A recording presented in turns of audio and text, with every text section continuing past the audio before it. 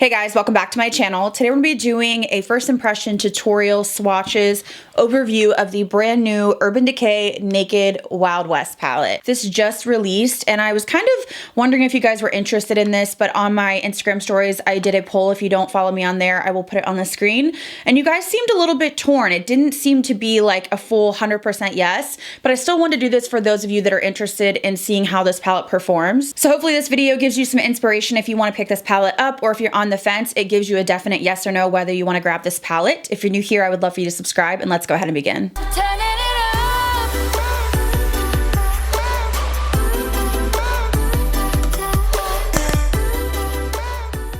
So I've zoomed you guys in and I want to talk about the packaging, the price, a little bit more about the palette. So this is the Urban Decay Naked Wild West palette. So this is what the outer carton box looks like. Almost looks like it has that snake print on it. And then here is the actual palette. It has this similar kind of snakeskin packaging with Naked Wild West and their logo in gold. Now here is the inside of the palette. You do get 12 shades and a double-ended brush with a mirror. This palette is available now online. I will link it down below. It's not coming to stores until February 28th, so you can only get it online as of right now. It'll retail for $49. It's a vegan eyeshadow palette with 12 desert-inspired neutral eyeshadows from pale peach and metallic bronze to deep blue green and turquoise shimmer, vegan and cruelty-free. I'm gonna go ahead and throw up some swatches on the screen. One thing I did notice that I actually like is that there are 4 metallics in this palette and 8 mattes. I prefer more mattes in my palettes because I can really build depth and change the way my look is going, make it smoky, make it lighter, and then use the shimmers to kind of add a pop on the lid or inner corner. So you do have those 3 light shades in here, again, brow bone or for very fair skin tones, but then you do get into the metallics that you can really play with and change up your look. And then the mattes, I have to say up here, are pretty rich. I feel like they'll work for most skin tones. So I like that there's quite a bit of depth in here. So now that I've given you the details on this palette, let's go ahead and zoom in and start on an eye look. I went ahead and put on some powder underneath my eyes just in case I have crazy fallout. I really don't know, and I'm gonna be working with some deep shades. So to start out, I'm gonna grab this deep shade called Tex. And for my eyelid primer, I just have a really light concealer with a super light dusting of powder. So I'm hoping that these will blend nicely. So I'm gonna start stamping this in the crease here.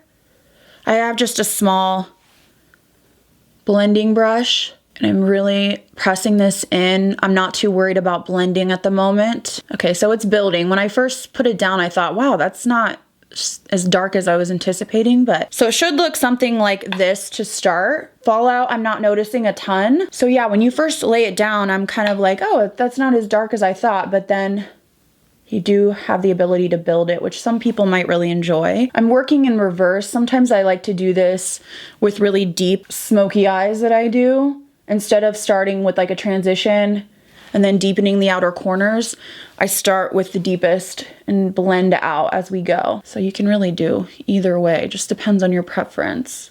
So to blend that out, I'm gonna go with the cool tones in here and stick to this kind of slate gray color named Pony Up. So I'm taking a new brush and I'm kind of blending right on the line.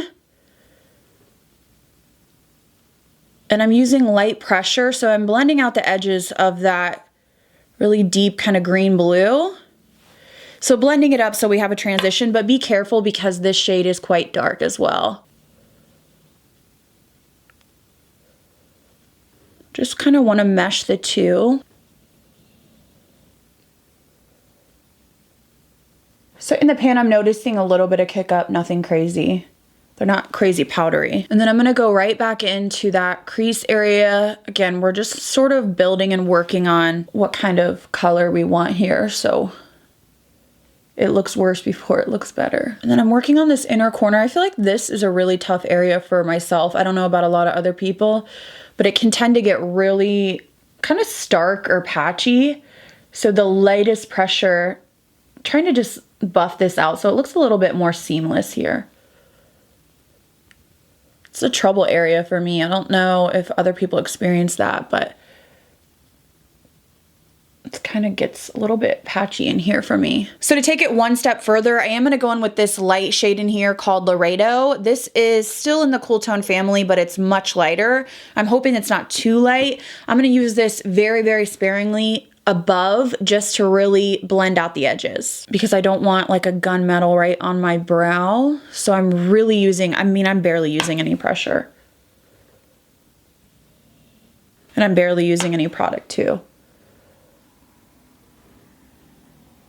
So one thing I'm noticing is the fallout. I don't even know if I see much, maybe a couple little specks, which is great for these deep shades. I'm also noticing that they're buildable. So if you're new to makeup or maybe you don't like stuff that's really crazy pigmented off the rip, I noticed with the swatches too, they're buildable. So that could be a good or bad thing depending on your preference. In terms of the lid color, I do have quite a few options. So I'm gonna go ahead and just see what we're thinking. So I could go the gold route.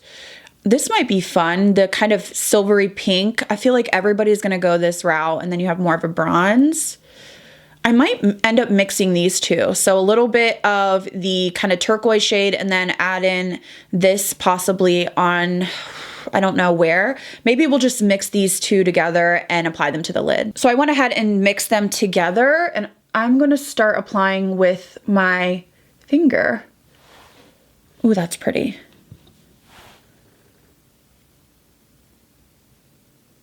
Gonna bring it up here. It's not crazy glittery at all. I mean, this kind of feels like a true metallic, and I noticed in here, the textures seem a little different on some of these. I'm taking a little bit more of that kind of silvery pink to really make it pop. And this is dry, by the way. And then I really wanna make sure that I keep that depth on the outer corner. So I'm just going back in with that first shade. So you can see there's a little bit of fallout there, but with all the work we've done, I'm quite impressed with how little fallout I'm seeing. So quickly off camera, I did a thin band of black liner. I used the House Labs. I'll link it down below. But now I want to go back into the palette. I'm going to go into that deep shade we used first called Tex. And I want to smoke this on the outer corner to sort of blend the liner in with the shadow. I really like to do liner just because I feel like it meshes my lashes in better. I kind of wish this palette would have had a black shade, but... And then just going back in with my first brush, very lightly blending up. Off camera, I did apply some lashes. These are from Beauty Creations. I picked up a bunch of their lashes, the faux mink, and this is in the style Snatched. They're pretty intense, but because this is a really dark look, I kind of like to have a really dramatic lash. I only prefer natural lashes on me when I have more natural makeup on. So I want to go ahead and move into finishing off the lower lash line. So I'm going to use a liner I haven't used before, but I thought the shade was quite interesting and might pull in a little bit more of the cool tones I'm looking for. So this is the Too Faced Killer Liner, and this is in the shade Killer Storm. It's like a gunmetal gray purplish. So I'm going to use this on my inner rim and then also to tightline. It's a really interesting color.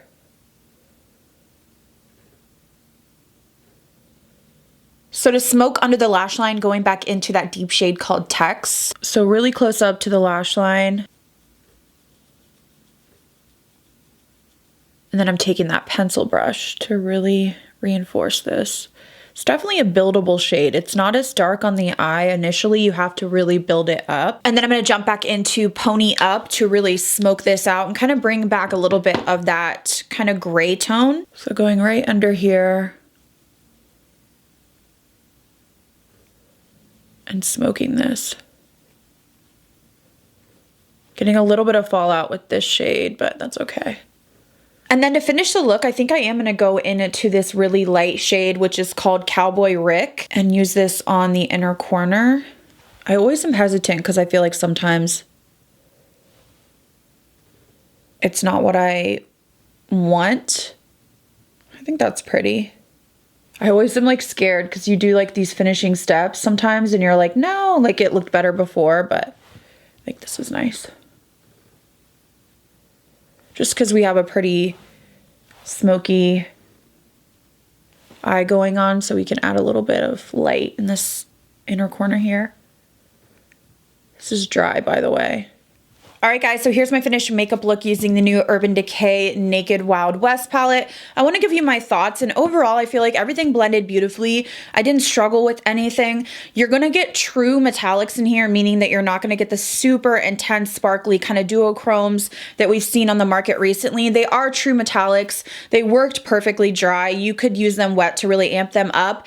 And the mattes, I noticed, are buildable, which I think some people really like, especially if you're a beginner and you're not somebody that likes to go in with crazy amounts of pigment and you feel like you can't, you know, the point of no return, you can't blend it out. This one is definitely buildable, especially the dark shade here called Tex. I noticed that you really had to build up the pigment.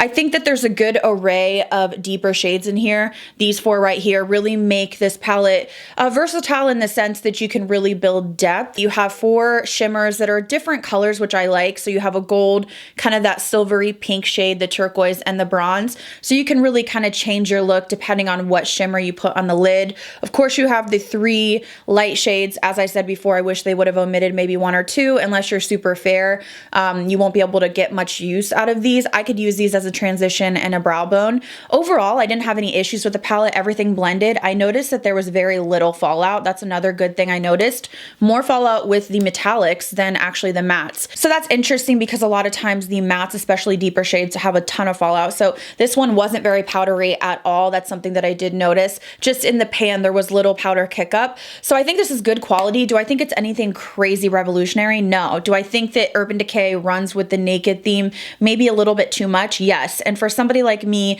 who has a ton of makeup, that's my job, reviewing makeup, does this palette really get me excited? No, it really doesn't. I feel like the end look is beautiful, although I do feel a little bit 80s. It's the hair, it's the eyes for me, it's the shirt for me. I didn't intend it that way, but that's just the way it went today.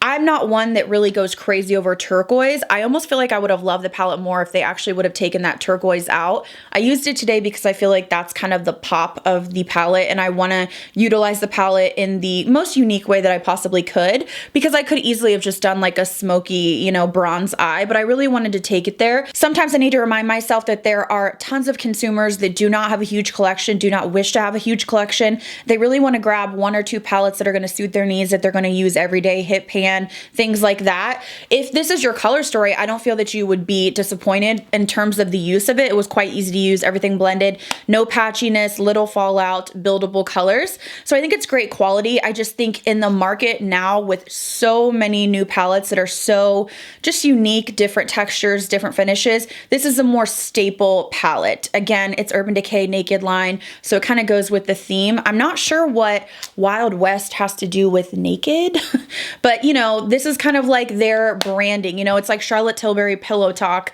There's certain things that brands kind of are associated with, and I think naked is that for Urban Decay, and they must sell well because they keep coming out with them. So overall, it's good quality. It's the Urban Decay Naked formula that you know and love. I didn't have any issues with it, and I really have never had issues with their naked palettes. I feel like they're good staple base products for your collection. So I will link it down below. Let me know what you guys think of this look. What do you think about how the shadows blended? I'm curious to see if you're going to pick this up, so leave it in the comments down below so we can have a conversation. Please subscribe if you're new here, and I'll see you guys in the next video.